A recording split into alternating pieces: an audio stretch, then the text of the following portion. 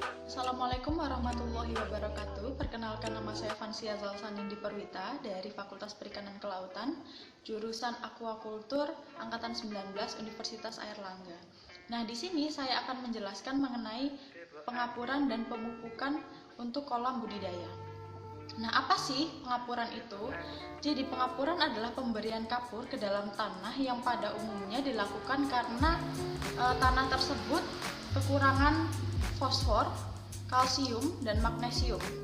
Sedangkan unsur molybdium atau Mo dan besi atau Fe sering berlebihan sehingga dapat meracuni organisme. Nah,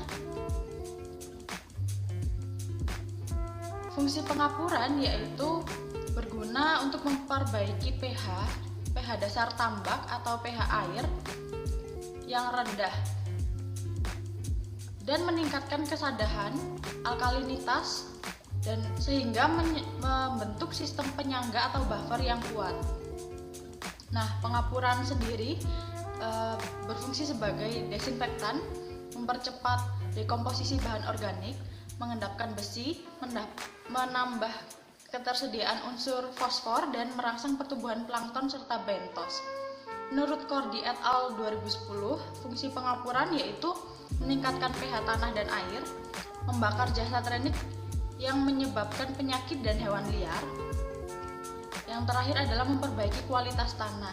Sedangkan manfaat pengapuran sendiri adalah menormalkan asam-asam bebas dalam air sehingga pH meningkat. Yang kedua ada mencegah kemungkinan terjadinya perubahan pH air atau tanah yang mencolok. Yang ketiga ada mendukung kegiatan bakteri pengurai bahan organik sehingga garam dan zat hara akan terbebas.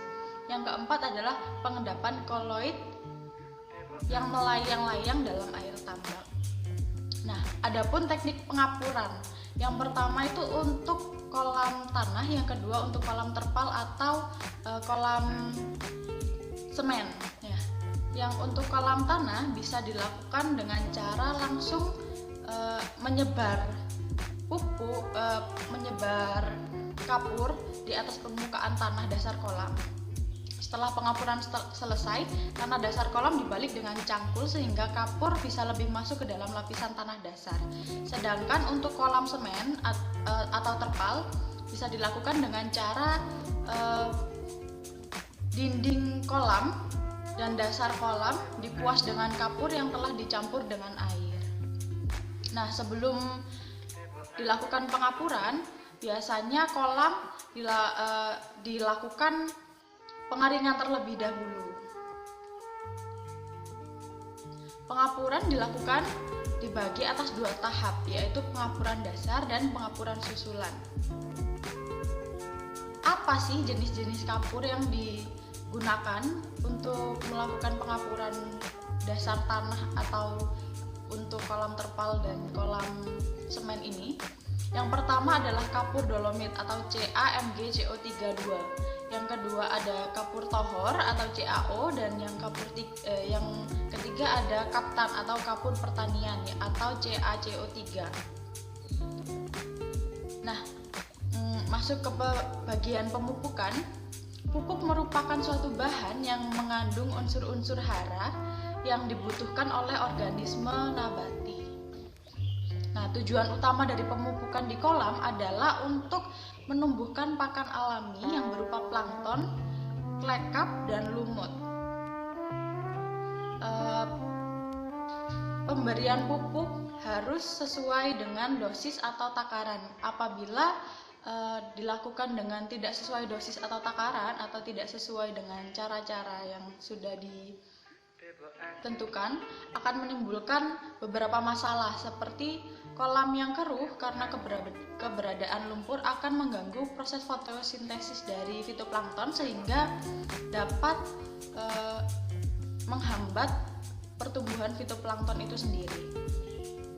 Yang kedua, apabila pemupukan tidak sesuai dengan dosis, dapat menimbulkan blooming plankton sehingga kolam akan tidak bisa langsung dimasuki bibit dan tidak langsung dapat digunakan. Nah, menurut asalnya pupuk dibagi menjadi dua, yaitu pupuk alami dan pupuk buatan. Begitu juga dengan jenisnya. Menurut macamnya ada pupuk padatan dan pupuk cairan. Menurut jenisnya ada pupuk alami dan atau organik dan anorganik. Nah, cara pemupukan ada 3 cara, yaitu yang pertama langsung ditebar di atas tanah, yang kedua dengan diaduk di dasar perairan, yang ketiga digundukkan di suatu tempat. Nah, apa ada sih hubungan pengapuran dan pemupukan ini? Ternyata pemupukan dan pengapuran ini sangat erat dan berkaitan karena kedua aspek tersebut dapat meningkatkan produktivitas budidaya. Nah, memang kedua aspek ini memiliki perbedaan yang sangat signifikan, tapi tujuan utamanya yaitu meningkatkan produktivitas. Karena pengapuran sendiri bertujuan untuk membasmi bibit penyakit, bahkan memperbaiki pH dan unsur-unsur yang tidak berguna menjadi berguna. Bahkan pengapuran sendiri bisa membantu untuk memperbaiki struktur tanah. Nah, sedangkan pemupukan bertujuan untuk meningkatkan dan menumbuhkan unsur hara untuk menciptakan pakan alami bagi ikan. Adapun alat dan bahan untuk praktikum kali ini yaitu alat ada akuarium, skop, dan ember, sedangkan bahan ada tanah CaCO3 atau kapur pertanian, urea, dan TSP. Nah, cara kerjanya adalah masukkan tanah ke dalam akuarium yang tebalnya kurang lebih 10 cm, lalu balik tanah tersebut dengan skop. Yang ketiga ada jemur selama 3-5 hari sampai pecah-pecah benar-benar kering. Yang keempat, kemudian masukkan air dengan ketinggian kurang lebih 50 cm selama 1-2 hari. Yang kelima, keluarkan air selama 1 hari, kemudian keringkan lagi kira-kira 1-2 hari. Kemudian ukur pH tanahnya, laporkan hasilnya. Yang selanjutnya ada berikan kapur CaCO3 atau kaptan, kapur pertanian sebanyak 1,5 ton per hektare. Yang ketujuh ada keringkan 2-3 hari, kemudian padatkan. Yang kedelapan, berikan lapisan kulit kerang dan pasir putih setebal 1 cm, kemudian isi dengan air setinggi 20 cm. Nah, kemudian tambahkan pupuk urea sebanyak 50-75 kg per HA dan TSP sebanyak 25-30 gram per HA. Sebarkan merata di seluruh tanah. Lakukan pemupukan lagi tiap 2 minggu sekali. Lalu berikan saponin sebanyak 50 kg atau 5 kg per HA atau 7 ppm selama 5-7 hari. Saponin ini diberikan dengan tujuan untuk mensuci hamakan tanah dasar tambak. Nah, kemudian tambahkan air sampai dengan ketinggian 1-2 meter. Yang terakhir, laporkan secara lengkap praktikum yang sudah dikerjakan. Setelah ini saya akan memasukkan video yang menunjukkan cara pemupukan dan pengapuran.